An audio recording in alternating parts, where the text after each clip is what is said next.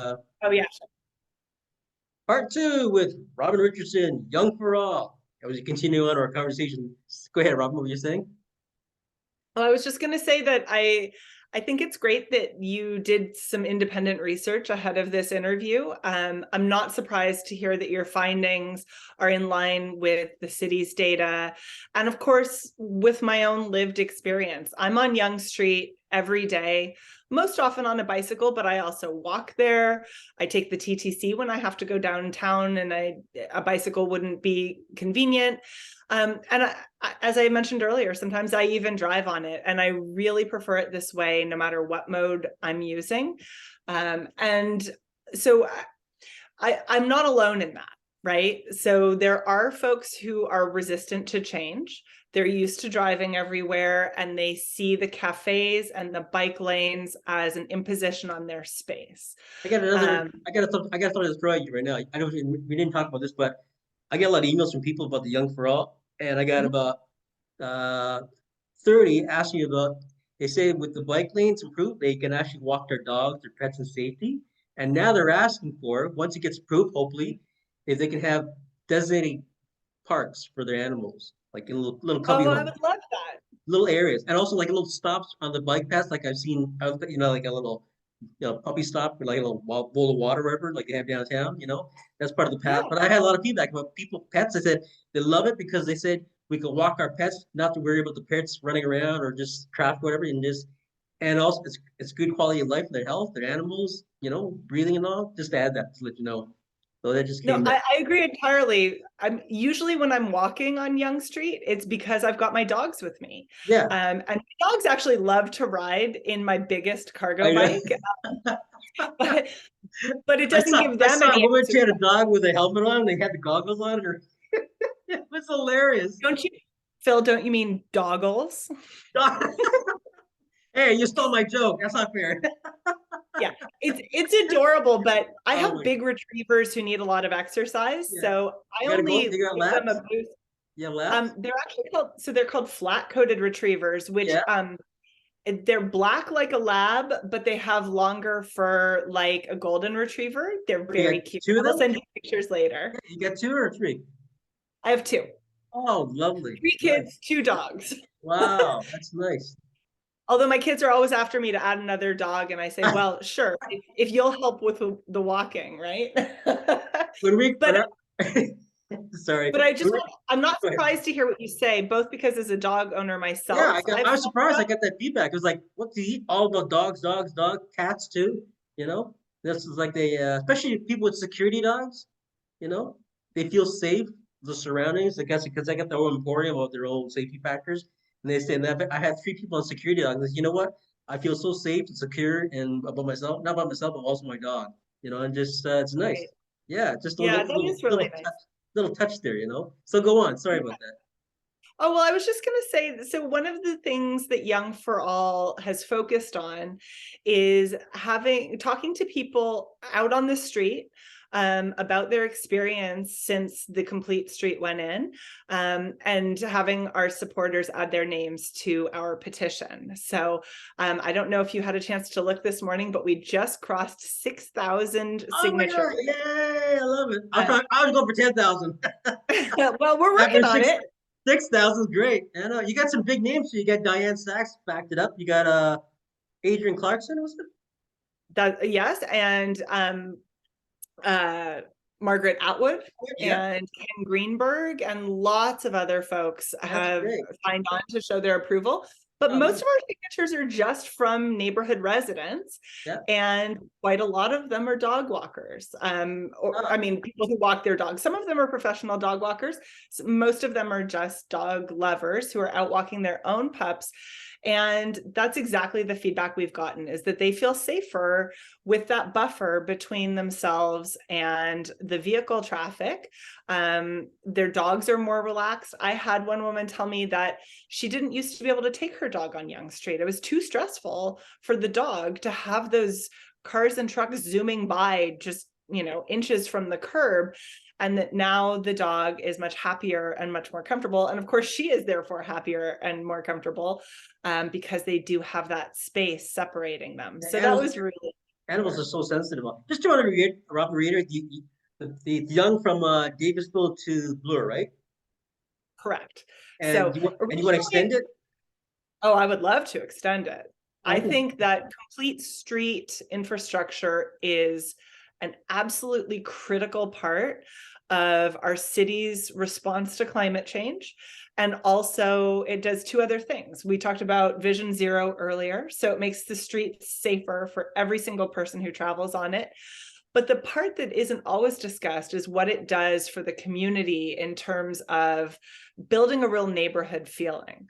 yeah. So if you have a highway cutting through the middle of your neighborhood, it's harder to linger and have those spontaneous chats with neighbors and discover a new restaurant. You don't tend to spend time on your main street Yeah.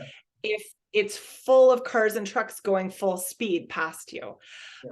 So when you add in things to calm the traffic down and to bring in different modes of travel, so we've seen little kids on kick scooters, and we've seen lots of folks using mobility devices, and of course, people on bicycles, people using the subway and the buses, and tons of people walking. That makes people feel safe and welcome, and it's interesting. It's a lot more interesting for people watching and just for living your life when there's that vibrancy to a street. So Just like it talking to really each other, does. socializing and all that, but just seeing your neighbors, see them the next time, friends become family, families become, part of your whole group, right? Just Yeah, amazing. that's I exactly love it. right. It's so much easier to connect with people when you're not inside a steel cage. Well, I talked with Robert about we talked on the interview about the Eglinton LRT is coming up. It's all ready to go. Like it would make common sense to extend all the way to the LRT. You got a bike. They're putting in bike, according to Robert and somebody else. They're putting in bike depots there or bike stations or not only rentals but also like storage lockers. So it make common sense if you're going to have that up there. Why not have a bike path all the way down to Yonge and Bloor? I'm sorry, down Right. to So Bloor. that was the original plan. As it was first proposed, did have the complete street going from Bloor to Eglinton, specifically for that reason, to connect with those new cycle tracks. And Eglinton's going to be a complete street as well. Yeah. The construction, as anybody who's been through Yonge and Egg in the last, I don't know what, 3, 4, 5 years knows very well, it is honestly a mess, that intersection. There's not enough space for the many, many pedestrians that cross No. there. It's difficult to access the TTC. And of course, it's horrible to drive or bike through. What like sorry, what about like in Montreal they have like we're saying like main routes and then becomes like scarce like more or less density like for one lane, two lanes become one lane and it's so hard. But what they do is they have like signs they have like alternate like saying going down Main, just an example, going on the right, going down Mount Pleasant, going back onto Young, going up like you can do like that, just an alternative, At least you're Oh, flowing, for right? sure. Yeah, I'm just giving context about why the yeah, pilot project didn't go all the way to Eglinton. It was felt that while the construction was going on, it was too difficult to bring cycling infrastructure through there. Now, if I had been in charge, I would have brought it at least up to Sudan, which is the street just south of Eglinton. And then, as you say, you could go over either to Redpath to the east or to Duplex to the west, yeah. and just get past Eglinton, and then you could have come back in. Back there, yeah, it's an alternative, you know. And maybe down the road that will happen. We are definitely asking for the complete street to connect at both ends. So Mike Cole, the councillor up to the north there, I forget the name of his ward, Eglinton, Lawrence, I think, something like that. He would like to see the complete street up from Eglinton up to Lawrence as Oh, that'd be well. nice. Yeah. And of course, and down to meet up with Davisville. And then Chris Moyes, the new councillor for Toronto City Centre, also really wants the complete street continued south from Bloor all the way down to College/Carleton, where it will connect with Yonge Tomorrow, which is a project that's already been approved to build a complete street on that piece of Yonge. So Yonge for All, we believe that Yonge Street should be a complete street along its entire length. It should go from the lake all the way up to the Oh, city yeah. border. And then ideally beyond that, but that's outside of, of Toronto's scope. But this is the piece that we're working on right now because it's in limbo. It's still in a pilot phase. And as we've talked about a little bit already, it's coming up for a vote soon. And the way it's been framed to us is that the vote is a sink or swim. There doesn't seem to be a lot of gray area. Either they're going to approve it, make it permanent, and work on continuing to make it better, or they're just going to say, well, nope, sorry, we're going to take it all away again. We talked already about sorry, we just talked already about it wouldn't make any sense. They already said that they back then they signed they passed, they want to meet Green Canada 2030, they want to meet these dates. Part of meeting that date is more bike paths, more walkability, more livability, right? Green Canada. So to go when you go in, I'm just saying seriously, if you go in there and they say no to this project and they kill it, I mean it's gonna defeat the purpose of making it a 2030 accord. I mean, they're really talking about they're not going to meet the demands because they started too late with 2015 when they got it going. But I just say I did my research also too. Like I told Robert, like I've lived all over the world. I biked all over the world. I lived in Montreal 2 years, and I get people all over the world.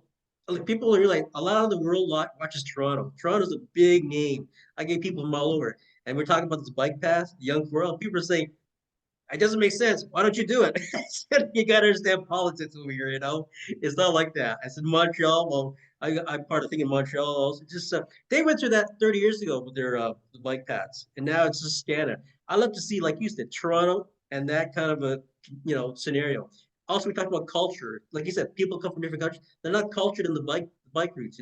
I always say more education. Like we just put it out there. Like the whole blue box thing. We got culture. The COVID, we had no choice. I mean, to this day, we're doing distancing. That's culture. The bike culture needs to improve big time. Get more positive media. I'm not being mean, but I'm saying sometimes the media can just be pretty darn hard on bikers. It shouldn't be a war between bikers and stores and traffic and cops. It shouldn't be that guy. There's no war. Just and city council. War between city council. I Sorry. agree with you. And Yonge4all has very deliberately chosen a positive framing for our messaging. And part of that comes from the very notion of a complete street. So we're not calling for a ban on cars. There's no war on cars. No. There's just the idea that a street should be safe for everyone, Yeah. and there should be space for everyone. So there's still lots of space for drivers. Really, yeah. if you plotted it out on grid paper, you would see that the travel lanes for cars and trucks and the parking spaces still take up the majority of the roadway, even under the go to Robert's blog. You see his pictures and all. I love his art. Yeah. He put it. If you go to Robert Zakowski's, go to his blog, check out his diagrams and all. You can see it right there. He's got it's all pointed right there. Traffic, bike lanes, paths, patios. It's all pretty. And he's a data man. He's like the data collector. Yes, he is. He's great with seeing the truth in the numbers. Yeah, I mean, just like that, and I don't know. I think it's gonna be. I think it's a positive thing. It's a great thing. It should have been done. I don't know why it should be still called a pilot. It should have been passed a long time ago. It just made it permanent. For me, it's just frustrating running accounts, running for election. Just say it's not enough like common sense we're talking about. Like I had an interview with Jennifer Alexander yesterday. If you watched it, and she mentioned about her area, West Mall. They want to put a crosswalk there because it's just terrible. Cars coming off the highway like we're talking about. There's no path there. There's no crosswalk, and it's just horrendous, And that's just one area without not even a bike path there. That's just one example. You want to take example of fatalities, and we talked about it. There should not be a precedent of somebody got killed on a certain street not too long ago. They put a crosswalk there. There shouldn't be a precedent, especially with bike paths, that nobody should have an accident or nobody should die, and then say, "Oh, look, we're going to put a bike path. Let's make it permanent." It shouldn't be no. A precedent should be based on death of somebody. It should just common sense, put it in there, and let's get it done with. You had Diane Sachs. I know Bradford and McKelvey are bike avids, right? I think. Yeah, bike for two. Yeah. Did they? Do you know if they signed your? I mean, it's probably confidential. I don't know if they signed off on the petition as well, like Diane Sachs. I don't know right off the top of my head. Yeah, I'm sorry. But we do expect them to support keeping it. As you say, Councillor Bradford has been an advocate for safe cycling infrastructure for all of his time on council. He has also grown the bike share program phenomenally, right? Adding in he's the only councillor that bikes to work and he showers over there, I think. I think he's one of the few that. Oh, he's not the only one. No. He Who else? does, which is fantastic. Councillor Sachs does as Yeah, well. okay. Councillor Moyes. When Kristen Wong-Tam was a councillor, she cycled to work, as did Mike Layton, of I course. call her Superwoman.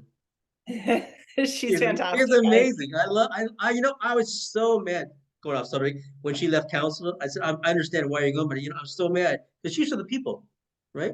She's our voice, like all of us, people, the common people, the struggling class, working class, just no discrimination, no sexuality. She's that person right there. You get that person out Well, of there. she's still doing that, Phil. Yeah, She's just I know doing she's it at MVP, but I very possessive. Like especially we have good council members. We just get possessive, like they're they belong to us. They're representing us, and when they leave, it hurts. It hurts the heart, right? But I know there's new people there, and you got new. I've talked to a few. I met them through the election. They're amazing new council. Jamal Warner, Amber Morley, Chris Moyes, Diane Sachs, Ozma.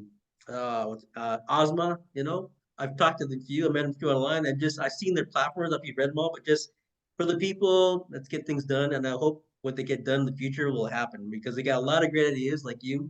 And I got to tell you, I got to call this week Superwoman Week. I've had nothing but amazing women interviewing this whole week. And I got one maybe tomorrow, hopefully. I've had Jenny Warden on Monday. I don't know if you know her.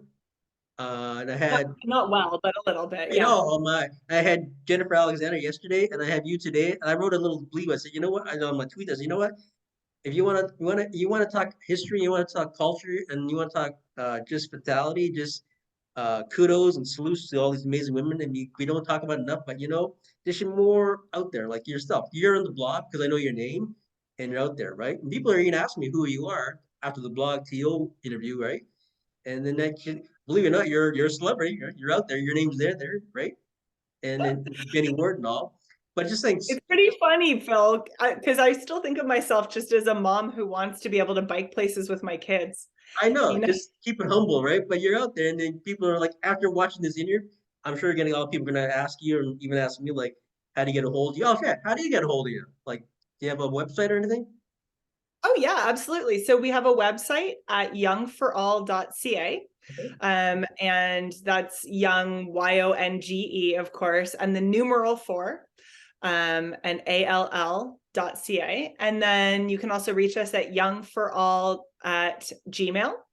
And we're very active on social media as well. We respond to DMs and things like that. I think that's how you and I got in touch. So there are lots of ways. I'll add on the when I do the interview, I also add little information underneath the description. So I'll put also the vote. Can you tell me the vote, where to vote for the Young for All? Oh, the petition? Yeah, do you know that off Sure. my head? So I do, because we made a shortcut URL for it. It's bit.ly, so bit.ly, and then /young4all. Great. I'm gonna put that. It's I'll put also those. linked. It's at the top of our website as well, and it's in our profile of all of our social media accounts. So you can find it lots of different ways. But yes, the most direct way is to go to bit.ly/young4all. Oh, cool. So what I can now I advertise now on Spotify also has video. I didn't know that. I thought it was just audio. So I'm gonna put I like didn't know about that either. yeah, I didn't know. I just started. They give me a little invite to put my videos on the Spotify. So I got Spotify, YouTube, Twitter, Facebook. Also got I can do audio on Amazon Music. Spell check. There's 4 other ones.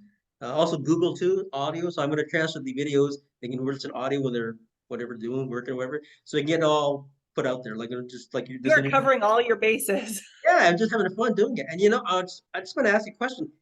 Is there any sort of a video pod made of biking specifically in Toronto ever done one? I'm not aware of one, although I have had a couple of folks reach out to me saying they were interested in starting one. but I don't think there's one out there yet, unless yours would count, because it sounds like you're interviewing a lot of cyclists and cycling advocates, but I think your scope is broader. You're Yeah. not only about cycling. So no, I'm not aware of one, but I think there's a lot of interest. And so I I wouldn't be think surprised if I we saw start. one emerge in the I next think it'd year be or so. great. I sent you a website, Montreal website. Did you see the one about all about the Vikings? It's they have events going on, things get there. I think I sent it to you. I'm not sure it did. I'll send it again, anyways. But I'm Yeah, send it thinking, again. I will. And I was thinking, I asked the question because I'm thinking deeply of starting a separate Toronto video biking blog, a show. Maybe once a month, Yeah, go for it. There are and get tons of interesting people to interview. yeah, and not just interviewing you, but also get you involved and putting your feedback and talk about like how you started, like your story right here, and you're Mhm. promoting your company. Get people's feedback and also put down also events happening for biking and walking and whatever, cycling, whatever, or any other thing going on. Put like an event, like I was looking, I'll send you the website. You'll see they have events going on, raising funds, trying to increase bike paths or just public awareness and just increase. I'm working on it right now. So I was telling Robert I had something working on the New Year for him. I did this, so this is what it is. I want to do a first time Toronto video bike blog pod. you That's know, great. I love it. I and mean, anything that helps build community among cyclists and builds a culture of yeah, biking. And exactly what you said. Culture. That's what it is. Biking culture. That's what you have. When I was living all over Europe, it was a biking culture. Like I lived in Italy, I was in Milan, Rome. I never used the bike. I mean, sorry, I never used the car. I never. I did the car going to the airport, back to the base, and that was it. But biking, I saw Robert. I used to take a taxi in Milan going to the base. A biking taxi. I mean, we don't have that here yet, but just thinking like all these increased bike paths. I gotta get down to the store. I gotta meet. I'll take the bike. I'll take the bike taxi. Like what's a bike taxi? I agree. So that would be very cool. In London, England, there's a company called Pedal Me Yeah. that runs what are called trishaws. So it's a tricycle rickshaw. They use electric assist, and it's kind of the closest thing we have here is Cycling Without Age, which is a wonderful program that you should definitely include when you get your bike Yeah. Thanks for telling me that. vlog You know that. on. Let's see. You tell me if you They're can. great. Oh, no, I'm gonna do that. I'm gonna do what you said. Look it up and just Yeah. think. You're telling me I didn't know about that. That's amazing. Oh, I But can suggest all kinds of things to you, but so Pedal Me runs, yeah, they run a little taxi service, which is cycling. So it's kind of like in some cities you can, there are horse-drawn carriages and things like this. But this is by bike, no animal cruelty involved. no, no, So no. it's really neat. I read a really moving story about it in the early days of the pandemic. A woman needed to go to the hospital for chemotherapy treatments. And because she was immunocompromised, she was especially concerned about being exposed to COVID. She didn't want to take the tube. She didn't want to take a taxi. And so she found Pedal Me, and she felt very safe doing that because she and the driver, if you will, both wore masks, but they were outside and she was out in front. So there was a constant breeze of fresh air blowing over her. And at no point was she exposed to any possible, Oh, that's so nice. contagion That's from the behind best. her. And so she was still able to get to her appointments. And she said, as awful as chemo is, she almost looked forward to it because it was such a joy to cycle through the city like that. So That's I so thought that was nice. really a lovely example. I mean, there are many more sort of daily reasons why you might want to take a bike taxi, but I thought that was a really special. That's so nice. I love it. Oh, I love it. Yeah, yeah. I had an interview with Sarah Clemenhag here not too long. We're talking about biking. I said my favorite biker. I told people my favorite biker was living in Mongolia. And I said it was all open air. There's one little dot with the city I have to get to, and I biked. Took me like 3.5 hours to get this one dot, one straight road, no trees, nothing. And I said, I tell the air was so clear and clean. You really gasped at it. It just clogged your throat because you're not used to it, because the sea level is a little bit higher over there. But it was so nice. I just bike and I bike by people with the herdsmen, the sheep, and they say, "You want some water? You want some water?" So I pull over, get some water, drink, we talk, and then continue on. That was my favorite bike ride out of That all sounds my. amazing. It was so And nice. you I know, was by myself. Pardon me? you wouldn't have connected with those folks if you'd been in a car, right? You just would have Right, yeah, zoomed like past yeah, them. even here, like when I did my bike trip to Montreal, I see so much there that I don't see in a car. And I bet as soon as you get as soon as you get to the border of Quebec from Ontario, it becomes like double bike lanes, and they're all numbered and they're all got category and they're all categorized. Like I bike all the way from the highway from the border of Quebec into the city of Montreal, and Wow. I swear I actually counted over 500 people. I said hello, bonjour. My French picks up when I'm over there. Bonjour, salut, and talked to seniors. We exchanged ideas. We went to Solange Canal. The whole historical part of the bike path, Solange Canal. And you go through the canal there and you take all the history. And I got stuck. When I got to Montreal, I got stuck in bike traffic. I was killing myself. Really? Bike traffic? During rush hour, like rush hour cars, rush hour bike paths, or it was hilarious. But it was great. It's just I said I hope to have that year one day. I mean, we're getting it slowly, but it's just nice. And the people are in the parks. I run around parks. People are doing Tai Chi. They're having kite organizations, and they're all like, and they see you in a bike. I have my panties there, and then they're waving to you. They're just it's nice. It's like over here, but just it was so many bikers. I've never seen so many and so many different factions, so many age levels. Right. I biked with a couple before I got to Montreal. They're in their 70s, and they just started taking up biking just at that age, and they're Yeah. having a great and they gave me a bike mat. It was just nice, We have it over here, like I said, we have the weekends when they close down the spit, they extend the spit, and then especially but now it's getting it's really I hate to say it, it's getting too busy to bike on the weekends, which is good, but weekdays is nice and quiet, especially the DVP path and all. But I love it. But Yeah, well, that's I one love thing about biking in the winter is that you don't have so much competition no for the no. trail. Yeah, you That's can great. have the whole place to yourself sometimes. But it's nice that you brought up Montreal. What I love about Montreal is that yes, they've made cycling easy for people. They've made it commonplace. They've made it comprehensive, right? It's not just a few disconnected bits Yeah, yeah. downtown.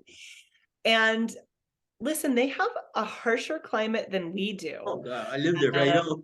and more hills. Yeah, And yet they have this incredible cycling culture. And I think that they offer a really wonderful example for other Canadian cities to follow, especially Toronto, that we can't say, oh, well, we can't have bike lanes here because it snows, or we can't have bike lanes here because it's hilly, no. or anything else like that. Because all you have to do is say, well, just look down the road to Montreal. They have made And it work. their streets are narrower than ours, like for cars and all, like compared to us. Like when you're driving in Montreal, especially you got like a big car, like an XU, like right, you feel like my goodness, I feel like a tank driving through the city, But it's Yeah. just nice, it's just amazing. I love Montreal. I like the I love Toronto. Toronto's my favorite city, and I'm glad to see this is going on. But my goal when I was running for election, my goal was if I got elected, I want to see every bike path meet. Not like you said, like, get to a dead end and you gotta go on the road or so. Every path should meet by a certain time frame, right? So like a Young Line should meet with Eglinton, Eglinton should meet with Davisville. It should be that kind of like a TT like the TTC, just all bike paths meeting. That way you have no fear about where you're gonna head out because it's all horizontal, vertical, like we have. That's That's my exactly right. you know. Imagine a road for cars that just sort of stopped, Oh yeah, or that T-boned into a railroad track and was like, okay, there you go, just drive with the trains now. I know it. It sounds ridiculous, but there are a lot of places where that's exactly what biking infrastructure does. It's like you're happily cruising along in a nice little protected bike lane, and all of a sudden it's gone, I and you know. are on a And big even arterial road with no yeah, protection. what's it on Lakeshore there? When you get to the town after the town get to town houses, the bike path ends there. I haven't been there in a while, but when it ends there, like it's not a big road, but you're on a main road between the towns, and then you got to cross the street to get to the Martin Goodin Trail. So you're taking your life, not much, but just an example. Like it ends at that point, right? You can see the bike paths end, right? And you got to go on the road. That's just an And example right there. now, Yonge Street is like that at both ends, right? At Bloor and at Davisville, you've been enjoying this beautiful, protected, well-used cycling infrastructure, and all of a sudden it disappears.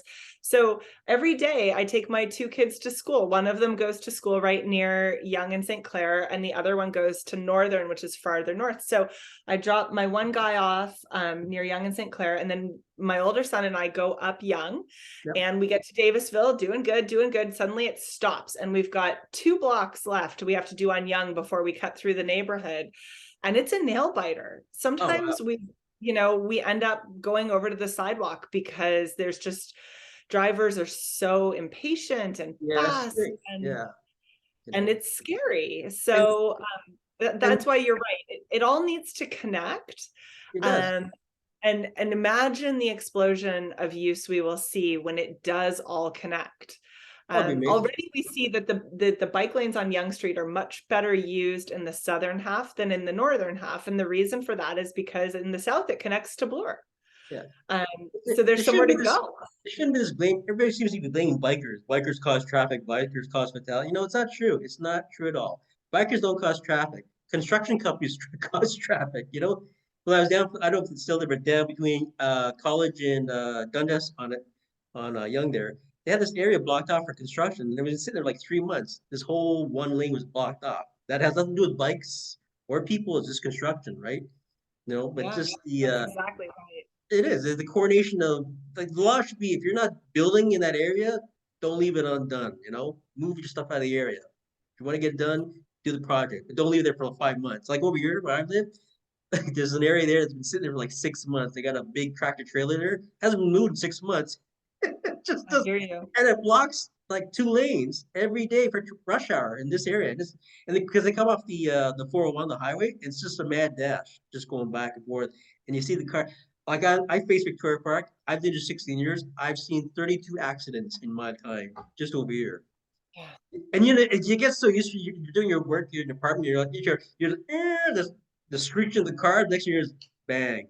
You know, the last time I saw a little car, I don't know how fast he was going. He hit this light pole. I mean, a little car, a little mini Austin Mini. He hit this light pole, knocked the whole thing down. Every area was affected because of electricity. They had to call the hydro in. They had to shut down the gas company just for one little accident. And it wasn't even rush hour, you know. Like when you say about bike paths, not only slow traffic down, but also prevents deaths. How's that for a logo? Amen to that. And I'll leave you with one more thought. Sometimes drivers think, yeah, bike paths, cause traffic. But imagine if all of those people on bikes had chosen to drive in a car instead, right? A bike takes up something like, generously speaking, takes up 2 square meters of roadway. A car takes up something on the order of 6 square meters of roadway. Some of these big cars that folks drive now, considerably more than that. So if you just look at it as a geometry problem, we need more people on bikes and fewer people in cars, or we're never going to fit everybody, right? Yeah. Toronto just keeps increasing its population, which is great. It makes for a more interesting city with more things going on, new ideas, all kinds of wonderful things that new residents bring. But there isn't room for every single one of them to drive around in a You said it car. yourself, and the data, Robert's proved the data. The data's out there. Traffic's increasing because of the population explosion, and they just can't keep up. So the alternative is either more bike paths, more bus lanes. You got to do something because the traffic cannot keep up. When I lived here many years ago, it wasn't as busy as now. But like you said, like in like the libraries over, they now increased the size of the libraries because the population over here in the last 10 years, 60% density in this area. Extends library hours, and now they want to put a bike path down here, which would be great, you know. So I'm just, and Robert had a really good idea, and I really agreed to this. Close down certain areas, like say on Front Street, just close it down permanently. Like especially in the summertime, the patios there, the road there.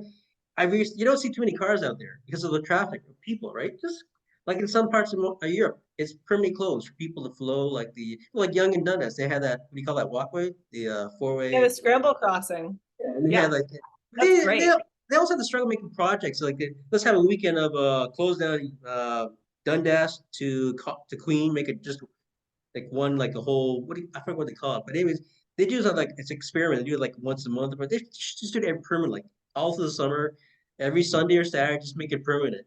No headaches, just get it all set up. Well, think about the distillery district, right? Oh People yeah, love it. yeah. It's wonderful. It's a car-free space with shops and restaurants, Oh yeah. and people go out of their way. It's a tourist destination. We should be replicating that all over the city because people love that. It's fantastic for business. It's great for culture. There's Right on the bike public path too. art. It's right on the bike path. Yeah, right Right there. on the bike path. Yeah, exactly. It's we need many more spaces like that, and easy and safe ways to get among them. So I think we're moving in the right direction. I think that people are opening their minds to this. I think council is seeing the value of infrastructure like this. They've set these ambitious and necessary goals for climate and safety. And I have every faith that they are going to vote to keep this piece of Yonge Street as a complete street and continue to build out that network. As I said earlier, not only should all of Yonge be a complete street, every arterial should be a complete street. We need them in areas like Scarborough and Etobicoke and North York. Everywhere throughout the city deserves to have this same kind of safe and welcoming and prosperous infrastructure. So I really hope that Yonge gets approved and then can serve as an example to follow all over the city. That'd be great. That'd be amazing. I think it's got 3 minutes left before you got to, and you got to go pick up your son too, right? I do, by I know. bicycle. Oh, your bicycle. Ah, I love it. I love your bicycle.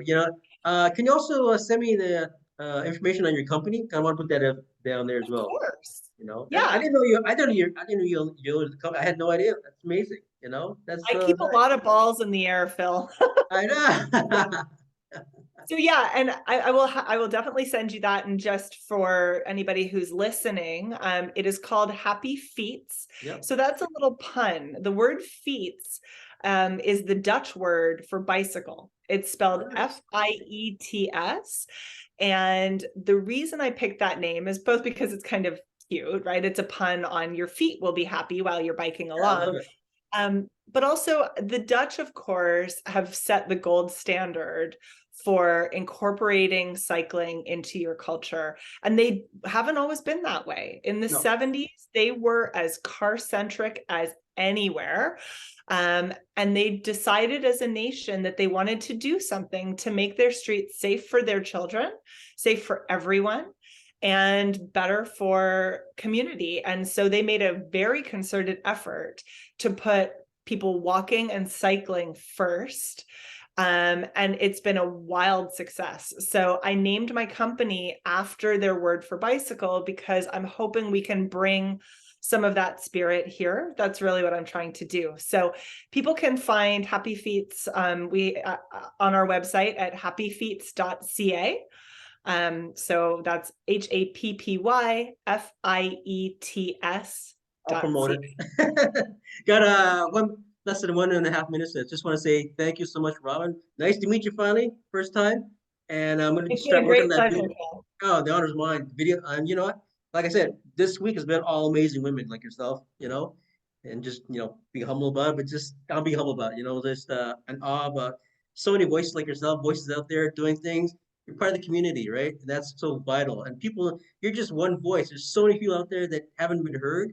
So they see this video. My hope is that your voice, speak up and do their thing like you've done. I And I think, hope so too. And I very much appreciate your feminist perspective, Phil. Thank oh no, you for I'm a big centering feminist. and celebrating women. It's really lovely. I And serve with I cycling serve with sometimes, amazing women. I had videos of women I serve with the armed forces. We call them sisters.